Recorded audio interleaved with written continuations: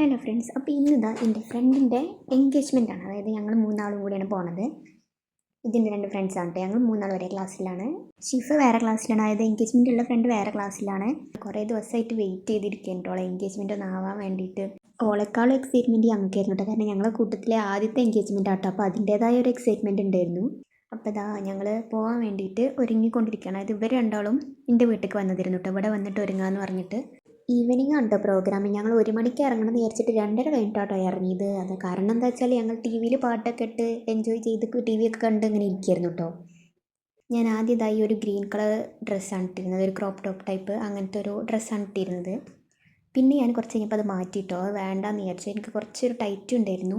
പിന്നെ ഞങ്ങൾ മൂന്നാൾ ഏകദേശം ഒരു കളറാകാൻ വേണ്ടിയിട്ട് ഞാൻ വേറെ ഡ്രസ്സ് ഇട്ടു കേട്ടോ.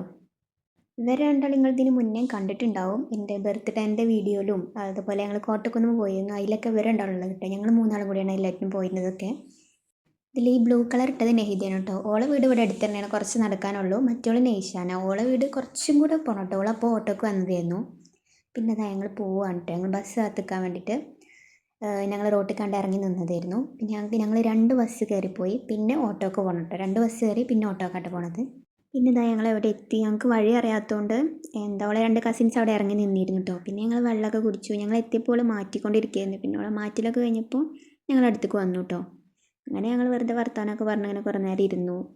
അങ്ങനെ കുറേ ആൾക്കാരൊന്നും കേട്ടോ. ഓളെ ഏറ്റവും അടുത്ത കുടുംബക്കാരും ഞങ്ങൾ 3 ഫ്രണ്ട്സ് മാത്രമേ ഉള്ളായിരുന്നു. ഓളെ വേറെ ഫ്രണ്ട്സിനോട് വിളിച്ചിരുന്നു. അവരാരും വന്നിട്ടില്ലായിരുന്നു കേട്ടോ.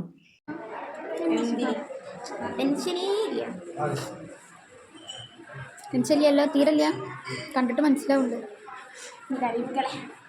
ഞങ്ങൾ ഉച്ചക്കാട്ടോ പോയിരുന്നത്. വൈകുന്നേരമാണ് അവിടെ ചെക്കൻ്റെ വീട്ടുകാർ വരുമെന്ന് പറഞ്ഞിരുന്നത്. അപ്പോൾ അതുവരെ ഓൾക്ക് ഒരു കുഴപ്പമില്ലായിരുന്നു കേട്ടോ. പിന്നെ ഇത് അവരിവിടെ എത്തി എന്നൊക്കെ പറഞ്ഞപ്പോൾ ഓൾക്ക് ഭയങ്കര ടെൻഷൻ കേട്ടോ. ഇവിടെ മുറ്റത്ത് എത്തിക്കണമെന്ന് പറഞ്ഞപ്പോൾ ഭയങ്കര ടെൻഷനായിരുന്നു.